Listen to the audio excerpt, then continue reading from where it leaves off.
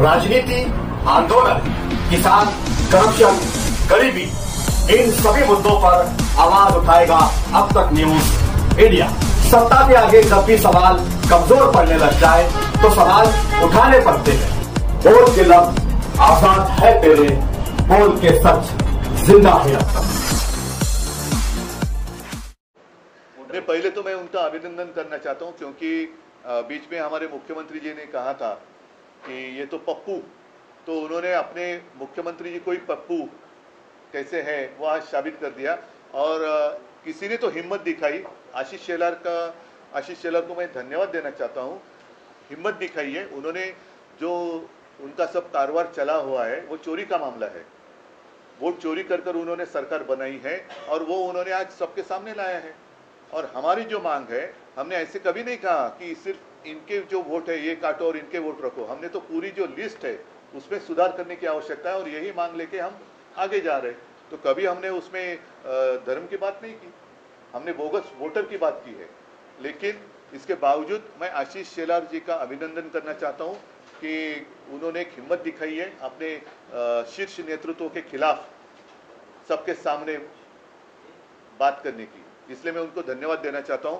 अगर वो चाहते हैं तो हमारे साथ, हम जब अदालत में जा रहे हैं तो आशीष शेलार भी हमारे साथ आएंगे तो हम उनका स्वागत करेंगे। उद्धव जी, अजीत पवार जी ने किसानों के मुद्दे पर कहा है कि कर्ज माफी जो है चुनाव के मौसम में की गई थी, लेकिन अब जो है उसे कर्ज माफी की आदत जो है वो ठीक नहीं है किसानों के लिए, और अपना वादा जो चुनावी वादा वो पूरा नहीं। ये क्या कहूँ मैं उनके लिए, इतनी गंदी सरकार, गिरी हुई सरकार मैंने देखी नहीं थी। एक तो झूठ बोला उस वक्त, अब वोट चोरी का भी मामला सामने आया है।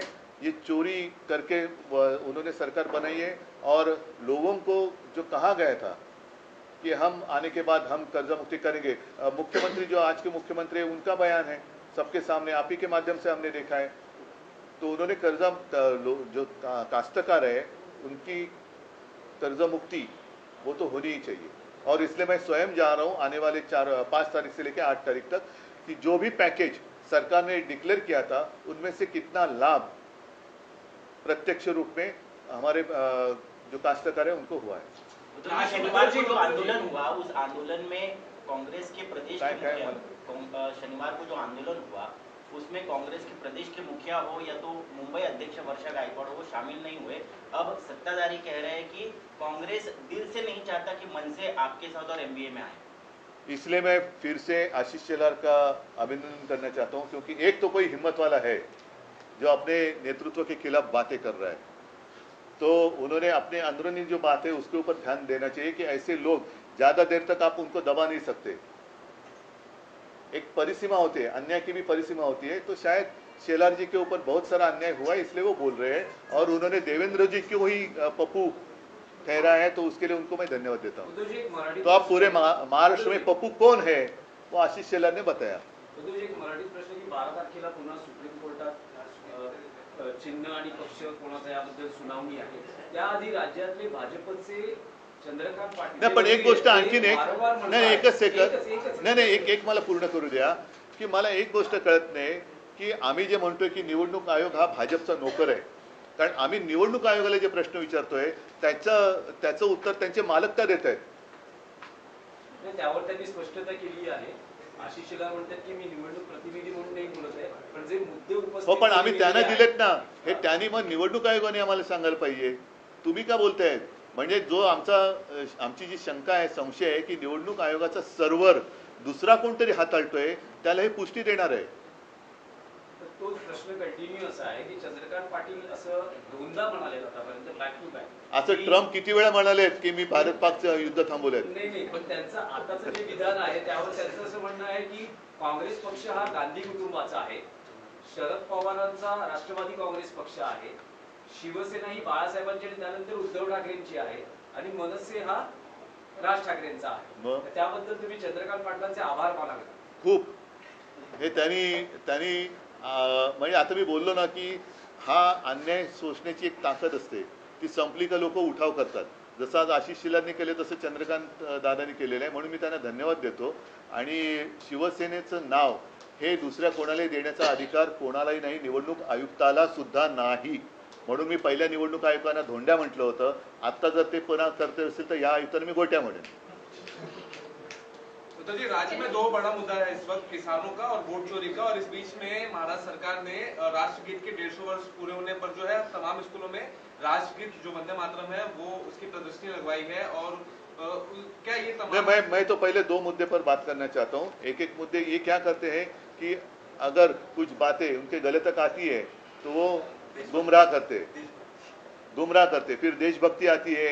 ये देश के आज़ादी का जो संग्राम हुआ था उसमें ये कोई नहीं थे. इसलिए मैंने परसों के मेरे भाषण में कहा था कि ये स्वयं घोषित देशभक्त है जो झूठे हैं. ही स्वयं घोषित देशभक्तांची बोगस टोळी आहे ही. उद्धवजी तुमची मनसे सोबतची युती अधिकृतपणे कधी जाहीर करतात? कारण तुम्ही व्यासपीठावर बोलतात एकत्र आलो आहोत, एकत्र राहणार आहोत, मराठी माणसासाठी एकत्र आलेलो आहोत वगैरे वगैरे, पण ऑफिशियल युती कधी घोषित होते? जेव्हा जाहीर होईल तेव्हा. निवडणुका 7 एप्रिल थांबा ना, पण येऊ द्या ना सगळ्या गोष्टी. आता पहिला मुद्दा महत्वाचा असा आहे की ह्या सदोष याद्या घेऊन आता या याद्यांमध्ये एवढा घोटाळा आहे, भ्रष्टाचार आहे, गोंधळ आहे, सर्व पक्षांनी मान्य केलेलं आहे.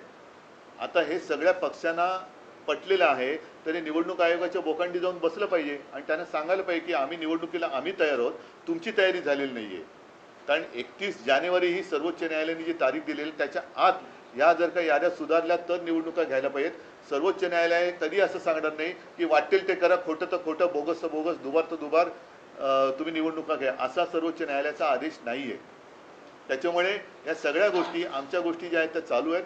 पहिलं लोकांना जागरूक करणं, जाग आणणं हे आमचं कर्तव्य आहे आणि ते आम्ही करतो.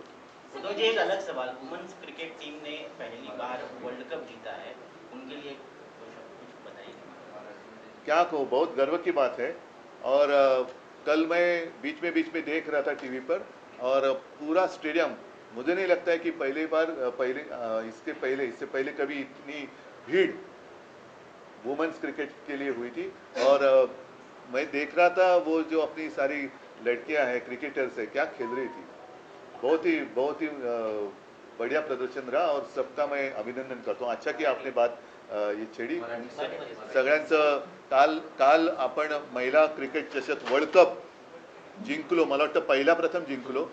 सगळ्या आपल्या महिला क्रिकेटपटूंचं मी मनापासून अभिनंदन करतो. कारण मध्ये मी टीव्ही लावून बघत होतो. पहिल्या प्रथम एवढी गर्दी ही महिला क्रिकेटच्या वर्ल्ड कपला कदाचित झाली असेल, पण अप्रतिम खेळल्या, अप्रतिम. म्हणजे त्यांची बॅटिंग स्टाईल वगैरे सुद्धा जी आहे खूपच अप्रतिम आहे. त्यांचं सगळ्यांचं मी मनापासून खूप खूप अभिनंदन करतो आणि आगे बढ़ते रहो. अरे अभी छोड़ो ना, वोट चोरी का मैंने कह दिया ना, और क्या रिपीट करायचं आहे. नाही पण नेमकं काय रिपीट करू.